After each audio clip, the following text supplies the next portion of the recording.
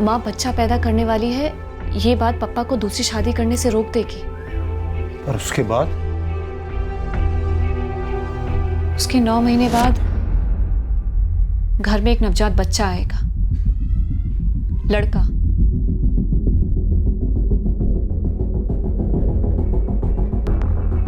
हम पापा से कह देंगे कि माँ ने जन्म दिया है।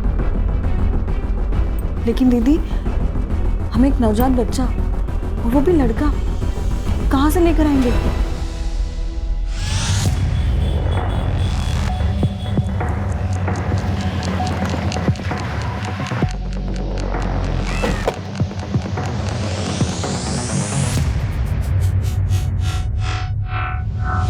जी नहीं, मैं इस लड़की को नहीं पहचानती।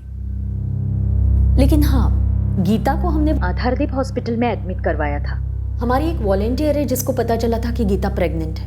19 दिसंबर की रात थी, बहुत ठंड पड़ी थी और ये गीता बहुत बुरी हालत में थी, तो हमने तुरंत एम्बुलेंस भेजी थी।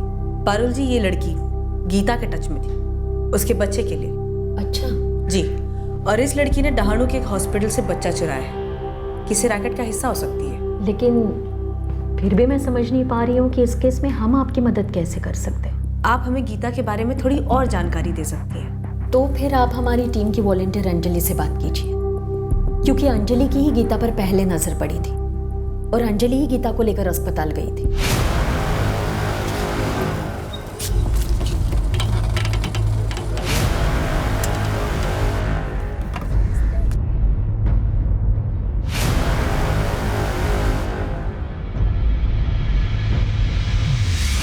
हाय, मैं अंजलि जवेरी। गीता तुम्हें कहाँ मिली थी? यहाँ शिव मंदिर चौक के पास ही पड़ी हुई थी। 19 दिसंबर की रात को देखा था उसे। प्रेग्नेंट थी, कंडीशन भी बहुत ख़राब थी, बहुत दर्द हो रहा था उसे। हम इन दोनों को ढूंढ रहे हैं। पारुल मैम ने बताया मुझे। तो क्या मैडम? नहीं मैडम, मैं नहीं जानती इन्हें। पक्का? पक्का का क्या मतलब? नहीं जानती मतलब नहीं जानती ना। और कौन जानता है इन लड़कियों को? मैम, मैं इन्हें नहीं जानती तो इन्हें जानने वालों को कैसे जानूंगी? तुम गीता को कितना जानती थी? बस उस रात मिली थी, हॉस्पिटल ले गई थी, पर बेचारी बच नहीं पाई। देखो अंजलि, ये दोनों लड़कियां गीता को पहले से जानती थी, तो हो सकता है गीता को जानने वाली शायद इन्हें जानती हो। तो बाकी भीख मांगने वालों से आपने बात की शिव मंदिर चौक के पास?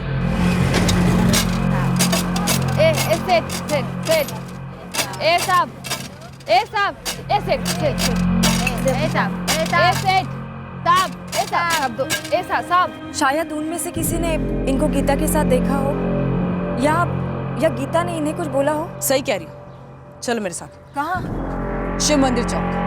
बताओ गीता तुम्हें कहाँ मिली थी और उसके आसपास कौन था?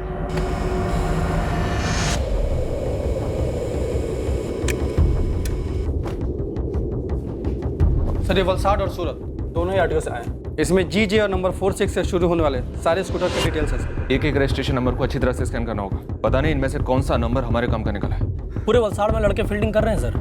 वापी में भी करवा, सूरत और नवसारी में भी। इस जुर्म की जड़ें कहाँ हैं, हमें अभी तक नहीं पता। सर, एक बात समझ में नहीं आ रही है, क्यों इसी हॉस्पिटल में इसी बच्चे को टारगेट किया गया है? जरूर कुछ पर्सनल होगा सर। पर्सनल क्या हो सकता है गुरु? माँ बाप कुछ बोल ही नहीं रहे। हमने उन्हें हर तरह से टटोला। तुम्हारे लोग भी उनके गांव जवार से कुछ नहीं ढूंढ पाए। एक काम करता हूँ, अपने सारे लड़के लड़कियों को फील्ड से बुलवा कर सिर्फ इस एक लड़के को ढूंढने में लगा देता हूँ।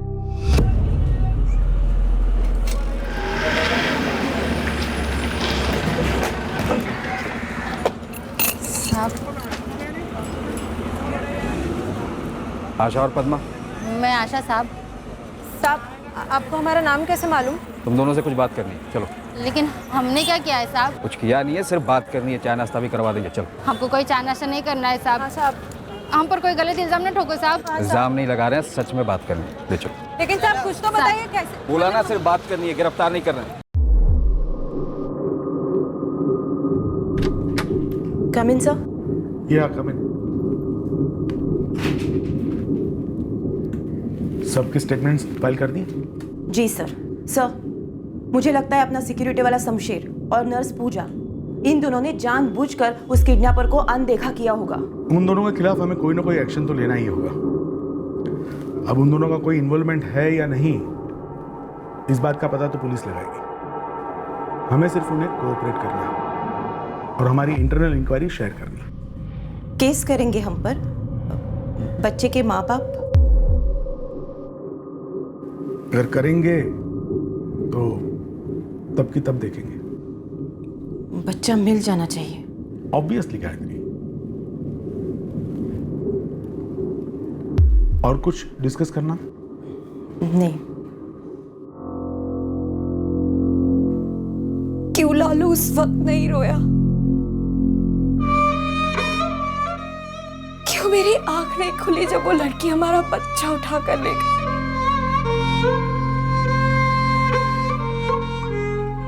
विनय, कौन थी वो लड़की? ये कैसा सवाल है नंदिनी? तुम्हें क्या लगता है मैं उसे जानता हूं? मेरा हाथ है उसमें? हाँ?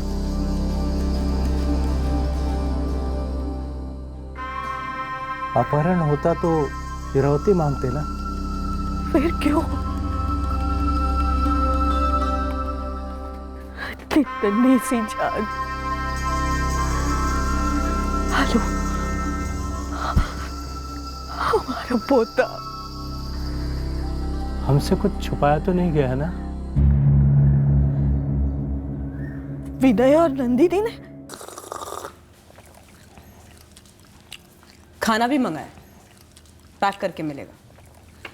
ये कौन है? अरे ये, इसको तो कई बार देखा है ना आशा? हाँ। आशा, पद्मा, बात को खींचो मत। एक 4 दिन के लड़के को चुराया इसने अस्पताल से। किसी गिरोह के लिए काम करती है? ये गिरो विरो हमको नहीं मालूम मैम साहब। और अपनी गीता जो थी वो पेट से कैसे हुई ये भी हमको नहीं मालूम। उसके पति का कोई ठिकाना नहीं था। एक दिन बोली 3 महीने पेट से। हमने पूछा ये लड़की कौन है? सब ये औरत कौन है हमको नहीं मालूम साहब, लेकिन इतना पता है एक दिन ना ये रिक्शा से आई थी और गीता भी उसे ग्राहक समझ के ही भीख मांग रही थी। लेकिन ये औरत है ना साहब, गीता से कुछ बात करना चाहती थी, ये ले गई अपने साथ।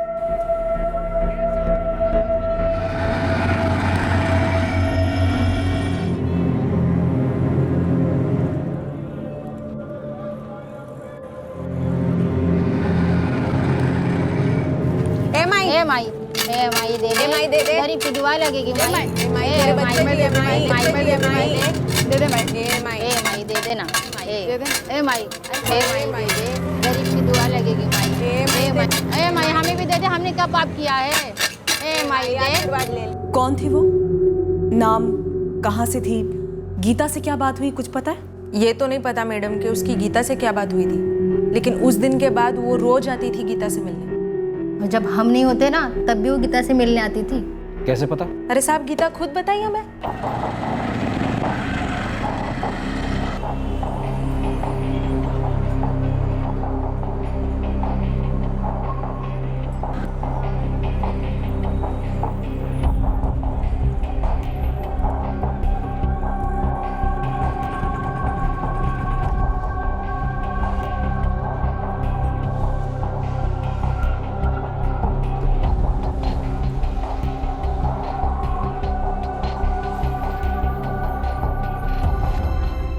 तगड़ी भीख देती थी, उसको अच्छा अच्छा खाने को देती थी वो। तुम ये बताओ गीता ने क्या बताया? साहब हम ही ने पूछा था उससे, हमसे तो रहा नहीं जा रहा था। फिर एक दिन चढ़ गई उस पर दोनों, तब जाकर बोली जो भी मैं कर रही हूँ ना पेट के बच्चे के लिए कर रही हूँ। अरे नहीं, उसको मुझसे कोई काम नहीं करवाना है। ये मेरे पेट का बच्चा चाहिए उसको, और 30,000 रुपये भी देने को तैयार है। क्या तू बच्चा बेचेगी? अरे भीख मंगवाने से तो अच्छा ही है। अब बोलिए कि बड़े से बड़े अस्पताल में पैदा करवाएगी, लेकिन वो भीख मांगने वाली के बच्चे के साथ क्या करेगी? ऐसा देखा, मेरे को जो बोलना है ना बोल, मेरे बच्चे को कुछ नहीं। हाँ, तेवर तो देखो इसके। हाँ। अब समझ में आया, धंधा कर रही है, बच्चा इसीलिए पैदा कर रही है ना। मुंह नोच लूंगी तेरा, समझी? चुप कर। खुद मुंह काला करके आई है, मेरा मुंह नोचेगी तू? अरे हम भिखारी है, लेकिन भिखारियों की भी कोई इज्जत होती है। और तेरे को क्या मालूम कि वो बच्चे को धंधे पे नहीं लगाएगी? हाँ। अगर लड़की हुई तो लाल बत्ती बाजार में, अगर लड़का हुआ तो लाल सिग्नल पे, समझी? अरे साला, तो मैं कौन सा बड़ा काम करवाने वाली थी बच्चे से? तो महारानियों के जलन से पेट दुख रहा है मेरा। जाओ जाओ, नजर मत लगाओ। अब वैसे भी मुझे पता है कि लड़का ही होगा और उस मैडम को भी ना लड़का ही चाहिए। जा। गीता को कैसे पता था कि उसे लड़का ही होने वाला है? ये उसे कहीं लेके गई थी पता करने के लिए? ये तो हमको नहीं पता मैडम। गीता ने नाम नहीं बताया इसका? ना, वो नाम काय को बताती साहब? हमको तो पहले से ही मालूम था कि ये साली गीता बच्चे लोग का धंधा चला रही थी। ये आती कहाँ से थी? ये तो नहीं मालूम, लेकिन इतना मालूम है कि वो रिक्शे से आती थी। हर बारी एक ही रिक्शा होता था? नंबर याद है? नहीं साहब। कोई नाम नहीं, कोई पता नहीं, कोई सुराग नहीं। इस एक औरत को ढूंढ पाना आसान नहीं है, फिर भी मैं अपनी पूरी टीम लगा देता हूँ। सही होगा सर कल के अखबार में इसकी फोटो छपवा दीजिए। अगर ये औरत यहीं की है तो शायद कोई देखकर पहचान ले। बिल्कुल सही, ये दोनों भीख मांगने वाली लड़कियां आशा और पद्मा गीता को जानती थी और उस लड़की को भी देखा गया था गीता के साथ, पर उसके बारे में कुछ जानती नहीं है। पर यह बात कि गीता को लड़का होने वाला था और उस लड़की को भी गीता से लड़का ही चाहिए था, बात साफ है। वो दोनों लड़कियां किसी मेल चाइल्ड की तलाश कर रही थी। ये दोनों लड़कियां या तो अपने आप में गैंग होंगी या किसी बहुत बड़े गैंग का हिस्सा, जो लोग बच्चे को चुराकर निसंतान जोड़े को बेचते हैं और उनमें से किसी एक जोड़े को लड़का ही चाहिए होगा। वलसाड़ में भीख मांगने वाली गीता से 30,000 में बच्चा खरीदने वाली थी। गीता मर गई तो यहाँ डहानू से बच्चा चुरा लिया। सर, मुझे अभी भी लगता है कि हॉस्पिटल में किसी अंदर के शख्स की मदद के बगैर बच्चा चोरी कैसे हो सकता है? हमने 3 लोगों की कमेटी बैठाई है सर। हॉस्पिटल के हर एक स्टाफ मेंबर के साथ में डिटेल में पूछताछ की है। आपने भी सबसे बात की है, सबके स्टेटमेंट्स रिकॉर्ड किए हैं। स्टेटमेंट्स हैं अश्विनी जी, पर जरूरी नहीं सब सच बोलेंगे। तो आप बुलवाइए सर, प्लीज कम। लेकिन मैं एक बात बता दूं, अगर हमारे हॉस्पिटल से वाकई में कोई शामिल होता तो मुझे 100% पता चल गया होता। लेकिन लगता है आपको मुझ पर भरोसा नहीं है। बच्चा जब तक मिल नहीं जाता भरोसा किसी पर नहीं किया जाएगा। अश्विन जी, आप पर भी नहीं। स्कूटर पर ट्रैकिंग कैसी चल रही है? एक रजिस्ट्रेशन नंबर के मालिक को कॉल हो रहा है सर। टीम वहाँ खुद जाकर चेक करेंगे, लेकिन सर इसमें टाइम लगेगा। चितले, अगर इतना ज्यादा टाइम लगा ना तो बच्चा आंखों से ओझल हो जाएगा, हम गोल गोल घूमते रहेंगे। उमर गांव में जो बूढ़ा घूम रहा था उस बच्चे के लिए, उस पर कोई प्रोग्रेस? जी नहीं सर। उस बूढ़े को भी लड़का ही चाहिए था, उन दोनों लड़कियों को भी लड़का ही चाहिए था जिन्होंने चुरा लिया, और ये बूढ़ा भी नजर नहीं आ रहा बच्चा मांगते हुए। सर सांठगांठ उन दोनों लड़कियों में और उस बूढ़े में। मिशन सक्सेसफुल हो गया, बच्चा मिल गया और हवा हो गया। शायद वो लोग यहाँ के थे ही नहीं, कहीं दूर के थे, कहीं बहुत दूर के। चितले, क्या हम इतनी दूर पहुंच पाएंगे? 3 दिन हो गए बच्चा चोरी हुए।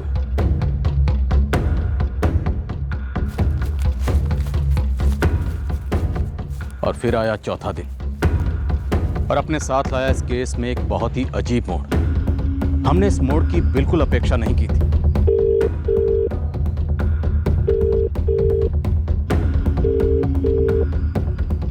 हेलो शर्मा साहब, पीएसआई वाघेला, उमर गांव से। क्या खबर है वाघेला? खबर अच्छी है। आपके दहानू के जेआरसी अस्पताल से जो बच्चा चोरी हुआ था वो हमें यहाँ मिल गया है। बच्चा ठीक तो है ना? जी हाँ, बिल्कुल ठीक है। यहाँ के नर्सिंग होम में देखभाल हो रही है उसकी।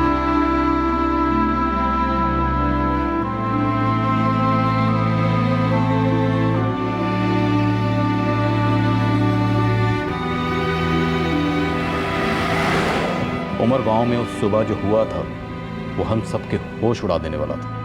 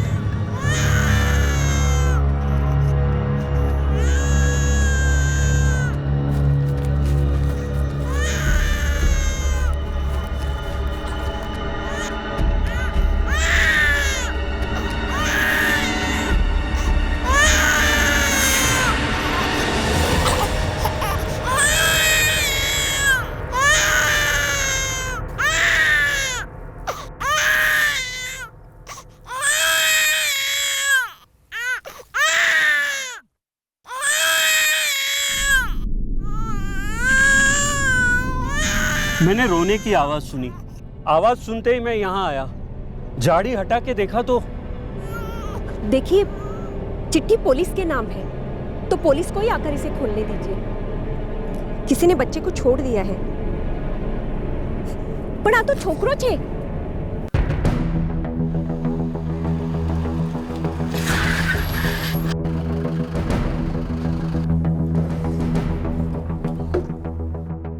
लेटर गुजराती में सर। बच्चे को पुलिस और सिर्फ पुलिस के हवाले कीजिएगा। ये बच्चा जेआरसी हॉस्पिटल डहानू से लाया गया था। कृपया वहाँ की पुलिस के हवाले कर दीजिए और उसके माँ बाप को लौटा दीजिए। अगर बच्चा रोए तो टोकरी में एक दूध की बोतल भी रखी है। हमें बच्चे के पास ले चलिए। ना कह सकते हो कि जो भी इस बच्चे को लेके गया था उन्होंने बहुत अच्छे से देखभाल की है इस बच्चे की। जो भी फॉर्मेलिटीज हैं जल्दी कर लीजिए। हमें बच्चे को जल्द से जल्द लेकर जाना है। इसके माँ बाप तरस गए इसे देखने के लिए। इसे लालू बुलाते हैं।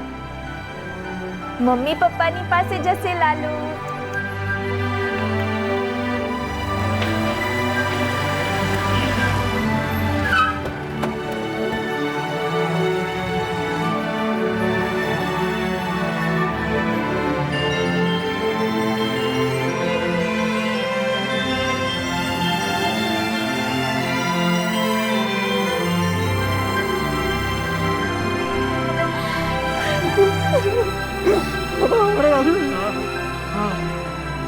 बच्चे के पास से चिट्ठी मिली है।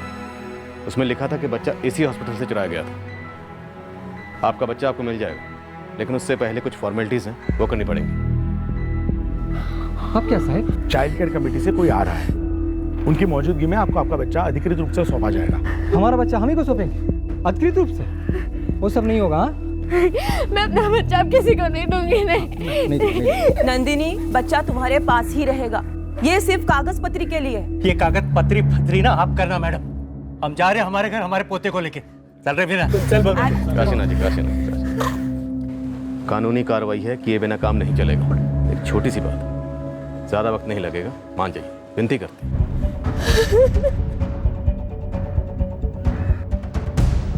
एक चौंकाने वाली खबर है। जेआरसी हॉस्पिटल दहानू से जो 4 दिन का बच्चा चुराया गया था, वो बच्चा उमरगांव के एक खेत में महफूज पाया गया है। उसे किसी ने वहां एक टोकरी में छोड़ दिया था। बच्चे की हालत ठीक है, पर पुलिस की हालत बौखलाई हुई है। उन्हें न गुनहगारों की कोई खबर है, न इस संगीन जुर्म के मकसद की भनक।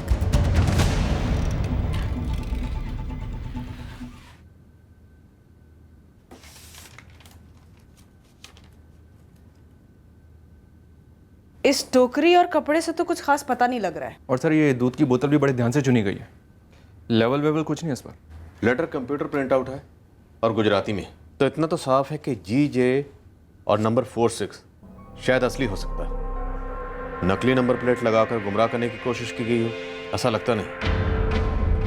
और ये दोनों लड़कियां गुजरात साइड की हो सकती हैं।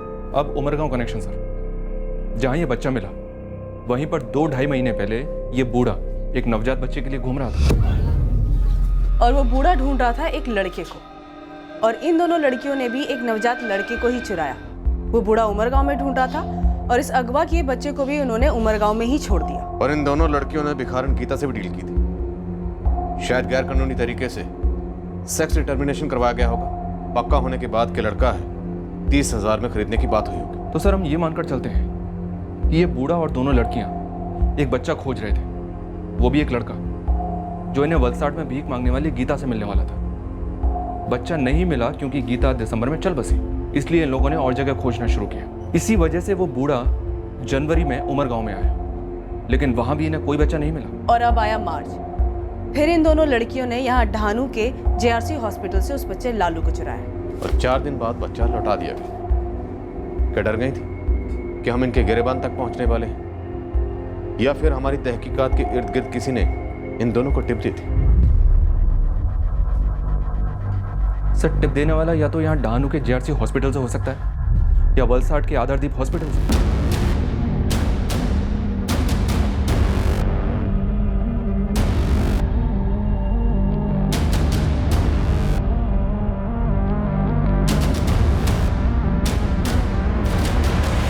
वलसाड,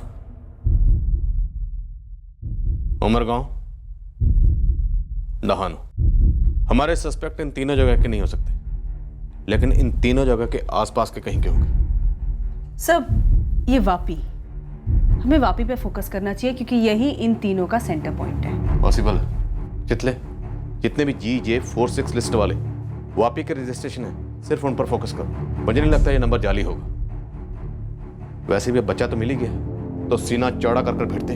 पता तो करें कि आखिर बच्चा चुराया क्यों गया और फिर बच्चा लौटाया क्यों। अब हमने हमारा निशाना सिर्फ वापी पर साधा। हम वैसे भी अंधेरे में तीर चला रहे थे, हमारे हाथ में कोई ठोस सुराग नहीं था। बस सिर्फ इतना अनुमान था कि उस बूढ़े आदमी और उन दो लड़कियों के बीच में कोई ताल्लुक है। हमारा अनुमान हकीकत में जो हुआ था उसके काफी करीब था। क्या कर रहा है मेरा बेटा? खिचड़ी खा रहा है? ओह, ये क्या है? ओके, मैं ऑफिस जा रहा हूँ। ओके, बाय बेटा।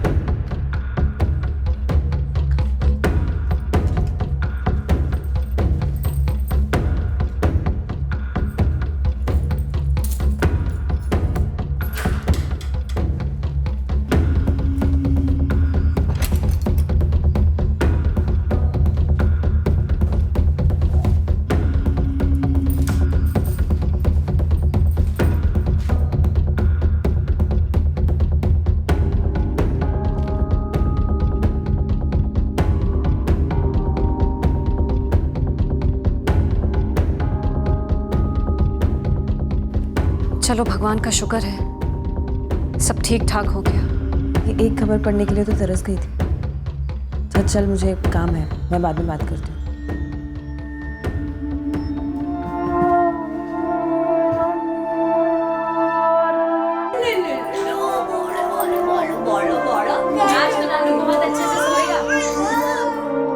बिना कोई ठोस सबूत के बच्चे के अपहरणकर्ता हमारे हाथ कैसे लगने वाले थे, ये एक बड़ा सवाल खड़ा था हमारे सामने। फिर बतौर जवाब हमारे सामने आई एक लीड। ये लीड हमें बहुत पहले मिलनी चाहिए थी, या मिल सकती थी, पर बच्चे के लौटाने के 7 दिन बाद आई।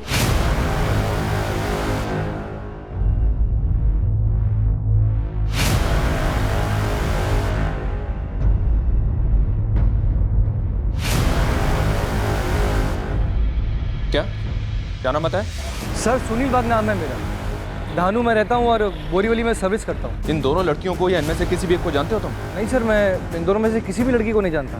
पर हाँ सर, वो आज मैं ऑनलाइन कुछ पढ़ रहा था तो तब ये स्कूटर नंबर वाली बात स्ट्राइक हुई, GJ46। स्कूटर के बारे में तुम क्या जानते हो? सर मुझे लगता है कि मुझे इस स्कूटर का पूरा नंबर पता है। GJ X146R8।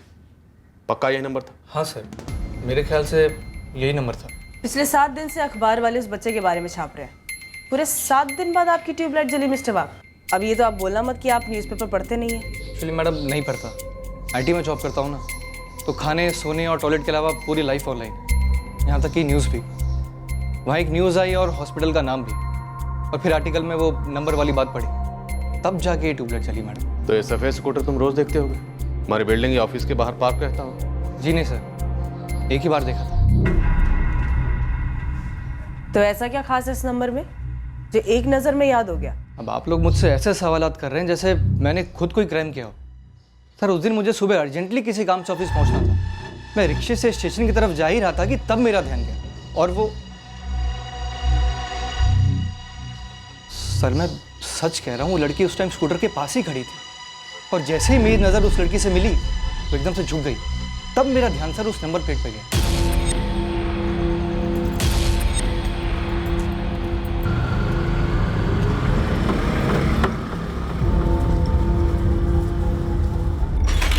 Sir scooter locate हो गया, GJ X146R8। किसी कविता जोशी का नाम पर रजिस्टर्ड है, वापी का एड्रेस है।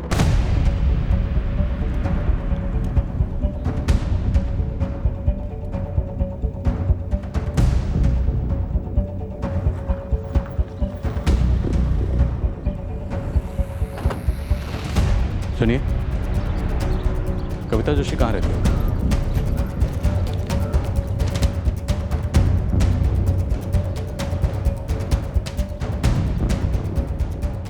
कविता जोशी का घर यही? हाँ।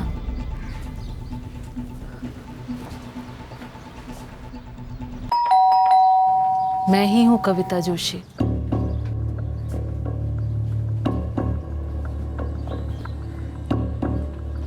आप कविता जोशी? हाँ।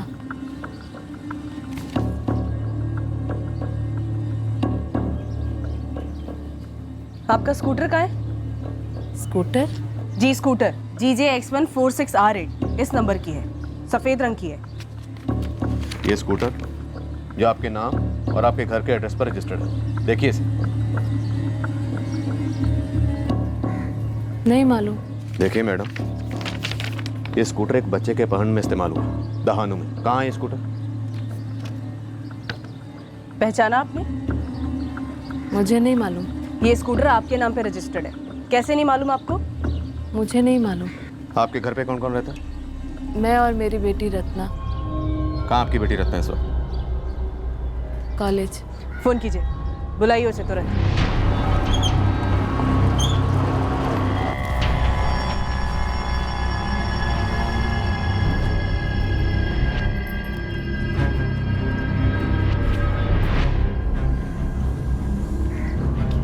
रत्ना जोशी? जी मैं ही हूँ रत्ना जोशी। क्या हुआ सर? ये स्कूटर आपकी माँ कविता जोशी के नाम पर रजिस्टर्ड है, पर इन्हें पता तक नहीं। सर वो माँ डिप्रेशन की पेशेंट है, कभी कभी वो ब्लैंक हो जाती है, उन्हें कभी कुछ याद नहीं रहता। लेकिन आप मुझे ये मेरी स्कूटर के बारे में क्यों पूछ रहे हो? ये तुम्हारी स्कूटर है? जी। तो स्कूटर पर ये दो लड़कियां कौन हैं? ये मेरी बहनें हैं, स्वाति दीदी और प्रीति दीदी।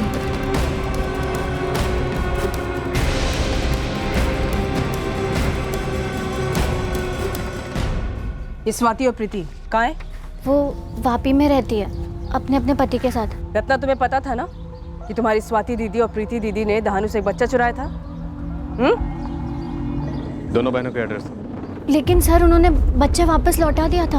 ऑनलाइन खरीदा सामान है ये जो खरीदा और वापस कर दिया, बच्चा चुराया है। एड्रेस दो दोनों बहनों का, जल्दी।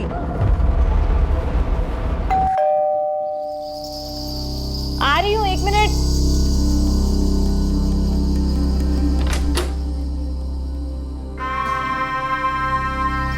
स्वाति भट्ट जी? यही एक बच्ची है आपकी? जी। पते कहाँ? दफ्तर में है। बुला लो। बच्ची को ने संभालना होगा और तुम्हें हमारे साथ चलना होगा। हाँ, मैं प्रीति व्यास बोल रही हूँ, बताइए क्या बात है? मैं तुम्हारे ऑफिस से कॉम्प्लेक्स के नीचे ही खड़ी हूँ, जल्दी नीचे आओ। क्यों? बोला ना चुपचाप नीचे आओ। वैसे भागने की कोशिश मत करना, तुम्हारी बहन स्वाति वो हमारी हिरासत में है।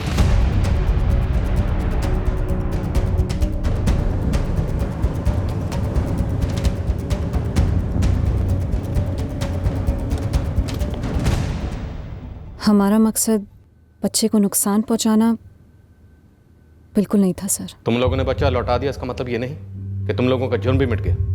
बच्चा किडनैप किया था तुम लोगों ने। नुकसान पहुंचाने का मकसद नहीं था तो बच्चे को उमरगांव के खेत में ऐसे अकेले छोड़ के नहीं चले जाते। कुछ 19-20 हो सकता था बच्चे के साथ। नहीं होता मैडम, मैं वही थी।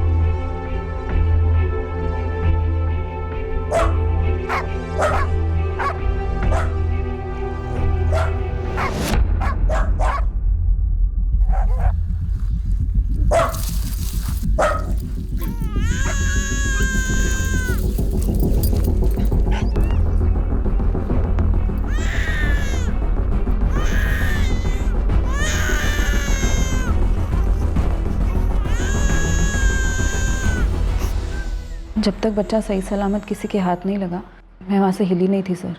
तो ताली बजाएं हम, तुम्हारा नाम किसी मेडल के लिए रेकमेंड करें, राष्ट्रीय ममता अवार्ड। स्वाति, प्रीति, बच्चा क्यों चुराया? उस वलसाड में भीख मांगने वाली गीता का बच्चा क्यों खरीदने की कोशिश की? उमर गांव में बूढ़ा कौन था जो नवजात बच्चे की तलाश कर रहा था, अच्छी परवरिश का लालच देते हुए? कौन है वो? तुम्हारे गिरोह का सरदार? हमारा कोई गिरोह नहीं है सर। ये हमने फर्स्ट टाइम किया था। पूरे 3 महीने से प्लानिंग चल रही थी। या शायद उससे भी पहले? यही बच्चा क्यों चुराया?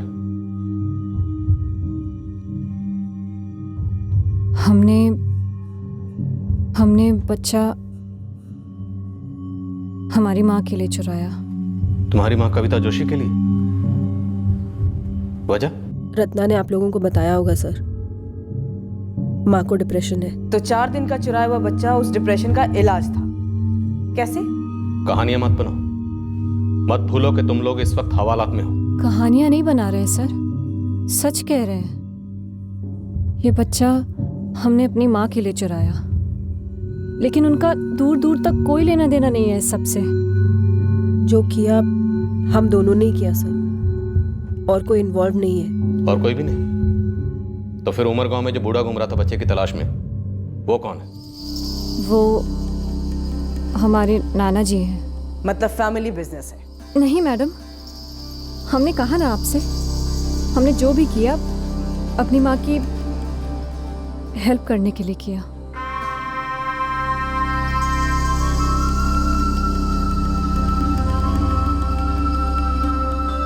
स्वाति, इसमें मैंने कुछ एडिशनल दवाइयाँ भी लिख दी हैं, इससे फर्क पड़ना चाहिए। देखो स्वाति, दवाई अपना काम करेगी, पर गहरे सदमे में है तुम्हारी माँ। उन्हें बहुत ज़रूरत है तुम लोगों की सपोर्ट की। जी समझ रही हूँ, पापा से बात करती हूँ मैं। मुझे उसके साथ होना चाहिए था, उसकी देखभाल ठीक से कर लेता मैं होता तो ऐसा कुछ होने ही नहीं देता। मैं क्या बोल रहा हूं तुम्हारी समझ में आ रहा है कविता? माँ, दवाई। बीमार था तो अच्छे से अच्छे डॉक्टर को दिखाते, बन जाता। मुझे तो किसी ने बोला तक नहीं। देखिए पापा, हमसे जो हो पाया हमने किया, सब कुछ किया।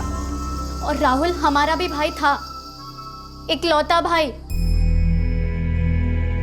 स्वाति दीदी, माँ की हालत अब भी वैसी है और पापा फिर से आए थे। पापा को पता है डॉक्टर ने क्या कहा? माँ की हालत और ज्यादा बिगड़ रही है। एक बार नहीं 1000 बार बताया उनको, पर वो है कि वही की वही बात बोले जा रहे हैं। और मम्मी भी कुछ नहीं बोलती है, उन्होंने सब कुछ अपने अंदर रखा हुआ है, बिल्कुल चुपचाप सी रहती है। माँ की हालत में कोई सुधार नहीं हो रहा था। पापा समझ ही नहीं रहे थे, समझ ही में नहीं आ रहा था कि हम क्या करें। और पापा भी नहीं समझ रहे थे कि माँ की क्या हालत है। राहुल माँ का भी बेटा था, हमारा भाई था वो। उस रात अचानक राहुल को बहुत तेज बुखार चढ़ा। राहुल, राहुल, राहुल, राहुल, राहुल, राहुल। माँ बैठिए। माँ, क्या कहा डॉक्टर ने? हमने सारी कोशिशें की सर, ऐसा बिल्कुल नहीं था कि हमने ध्यान नहीं दिया, लेकिन अब हमारे हाथ में कुछ भी नहीं था। हमारा भाई चल बसा।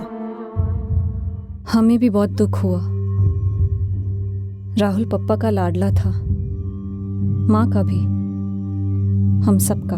तो तुम्हें लगा है चुराया हुआ बच्चा तुम्हारी माँ की जिंदगी में राहुल की कमी पूरी कर देगा और वो डिप्रेशन से बाहर आ जाएंगे? नहीं सर, डिप्रेशन जितना भी बढ़े, माँ की देखभाल तो हम तीनों बहनें कर लेती। दरअसल ये बच्चा हमने पप्पा की वजह से चुराया था। ये क्या करने की सोच रहे हैं आप दामाद जी? ये गलत है। प्रीति, स्वाति, रत्ना का तो सोचिए। गोपाल जी, अब ये मेरी गलती तो नहीं है ना कि कविता के लिए बच्चा पैदा करना मुश्किल है। कविता की भी तो कोई गलती नहीं है ना दामाद जी। जो राहुल को खो दिया हम सब ने, वो माँ है उसकी, सबसे ज्यादा सदमा उसे पहुंचा है। अब वही बात बार बार दोहरा के आप मुझे सदमा मत दीजिए। देखिए, मैं दूसरी शादी कर रहा हूं, मतलब कर रहा हूं।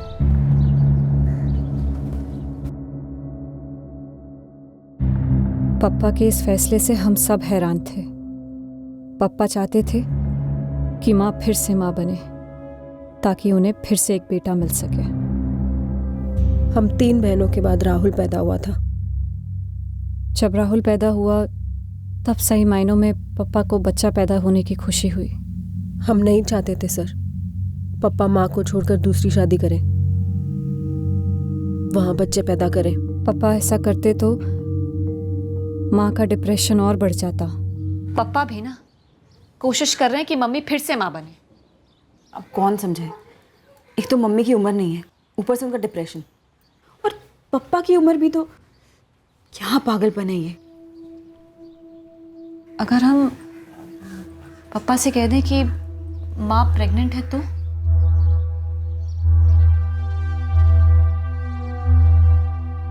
लेकिन दीदी इससे क्या फायदा होगा? और ज्यादा से ज्यादा सिर्फ 9 महीने तक शादी टल सकती है पापा की, उसके बाद क्या?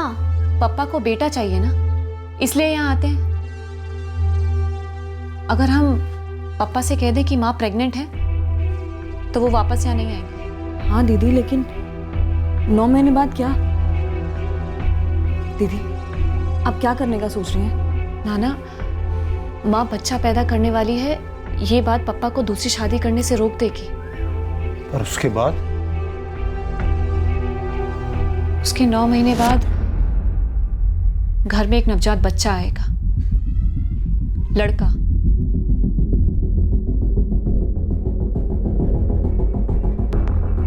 हम पापा से कह देंगे कि माँ ने जन्म दिया है। लेकिन दीदी हमें एक नवजात बच्चा, और वो भी लड़का, कहाँ से लेकर आएंगे? बच्चा चुराने का प्लान तो था ही नहीं सर। दरअसल हम बच्चा गोद लेने की सोच रहे थे, कोई ऐसा बच्चा जो किसी को चाहिए ना हो। तभी तो सर स्वाति दीदी ने वलसाड में भीख मांगने वाली गीता को ढूंढा, उससे बात की। तो तुम लोगों को पता था कि गीता के पेट में वो बच्चा लड़का था? सोनोग्राफी कहाँ से कराई? मैंने कोई सोनोग्राफी नहीं करवाई। गीता खुद मुझसे बोलती थी कि उसके पेट में लड़का है। अब उसे कैसे पता ये मुझे नहीं मालूम। और तुमने उसकी बात मान ली ऐसे ही? हमारे पास ये चांस लेने के अलावा और कोई चारा ही नहीं था। हम बस किसी तरह से अपने माँ पापा की शादी बचाना चाहते थे। फिर गीता 7 महीने पर अपने बच्चे के साथ चल बसी। हमारा पूरा प्लान चौपट हो गया। तुम लोगों को वाकई लगा कि इस तरह का प्लान कामयाब हो जाएगा? और तुम्हारे पापा, वो तुम्हारी मम्मी को मिलने कभी नहीं आते? हाल चाल पूछने भी नहीं? हमें मालूम था सर, वो नहीं आएंगे। वो वडोदरा में रहते हैं सर, वहीं सर्विस करते हैं। 4 महीने में एक बार आते हैं घर। और राहुल के बाद तो जब भी घर आते हैं बस इसीलिए कि माँ दोबारा से माँ बन सके। गीता नहीं मरती तो ये सब कभी होता ही नहीं सर। अचानक से इतना बड़ा पहाड़ टूट पड़ा हमारे सामने। 2 महीने में बच्चा ढूंढ निकालो, वो भी लड़का। नाना जी जगह जगह ढूंढते भटकते रहे, ऐसे माँ बाप की तलाश में जो अपना नवजात लड़का पालना ना चाहते हों और हमें देने को राजी हों। प्रीति और मैंने भी कई हॉस्पिटल्स के चक्कर काटे, इस उम्मीद में कि कहीं किसी ने कोई बच्चा छोड़ दिया हो जिसे हम अपना सकें। मैंने ये भी कोशिश की कि मैं कोई बच्चा अपने नाम से गोद ले लूं अनाथालय से, और फिर वो बच्चा माँ को सौंप दूं। पर हमें कहीं पर भी सफलता नहीं मिली सर। तब तुमने जीआरसी हॉस्पिटल को निशाना बनाया? हमने पहले भी जीआरसी हॉस्पिटल के चक्कर लगाए थे। हमें लगा वहां से बच्चा आसानी से उठाया जा सकता है। लौटाया क्यों? डर गई थी अखबार पढ़कर, टीवी में अपने बारे में न्यूज़ देखकर? नाना ने एक खबर पढ़ी थी। हमने उन्हें नहीं बताया था कि ये बच्चा हमने चुराया था, और ना ही रत्ना को बताया था। हमने तो नाना को ये बताया था कि ये बच्चा हमें कुछ पैसे देकर मिला है। लेकिन क्या स्वाति? हमें लगा था बच्चे को गोद में लेकर माँ की कंडीशन सुधरेगी, लेकिन ऐसा हुआ नहीं।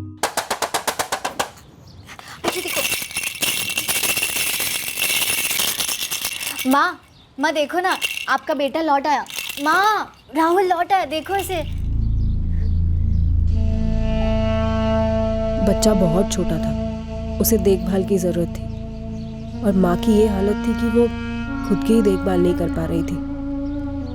ऐसे में वो क्या ख्याल रखती बच्चे का। और ऐसी हालत में हम पप्पा को बता ही नहीं सकते थे कि माँ ने एक लड़के को जन्म दिया है। वो दौड़े दौड़े आते ज़रूर, लेकिन माँ का रवैया देखकर 2 मिनट में चोरी पकड़ लेते कि ये उनका बच्चा नहीं है। हम ये जान गए थे कि बच्चे को हमारी माँ की देखभाल में नहीं छोड़ा जा सकता। या तो मुझे उसे अपने घर ले जाना पड़ता या प्रीति को।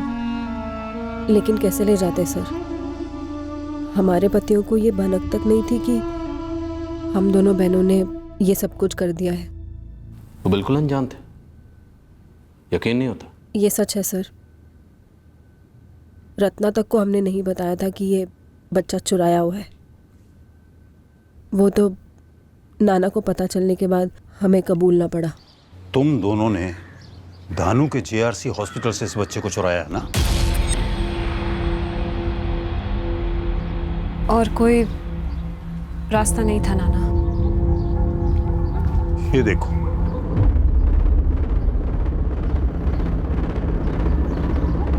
हो सकता है थोड़ा वक्त लगे, लेकिन पुलिस तुम्हारे दर तक पहुंचेगी जरूर।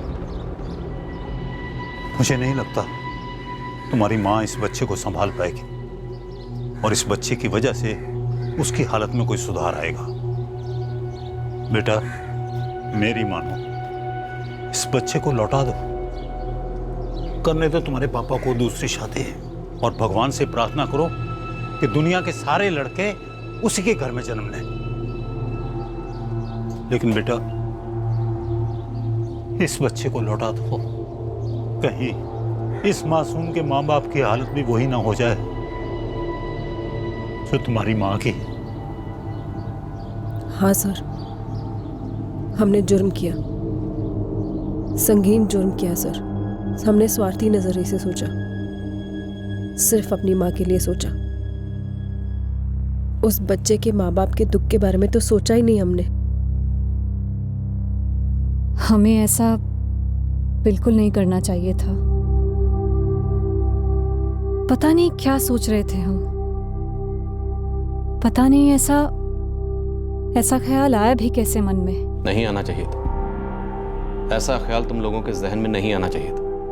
और अगर ख्याल आया भी था तो अमल तो बिल्कुल नहीं करना चाहिए था। स्वाति, प्रीति, हमें तुम लोगों को गिरफ्तार करना होगा।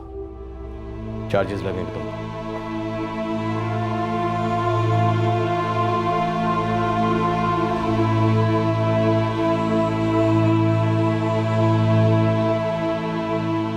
एक सदमे की गिरफ्त से तो निकला नहीं था ये परिवार, जो एक और बड़े सदमे के तले कुचला गया।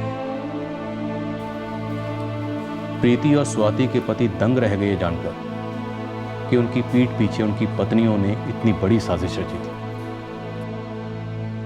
क्या इस हादसे के चलते प्रीति और स्वाति के पिता राजेंद्र जोशी पर कोई असर हुआ, यह हमें नहीं मालूम।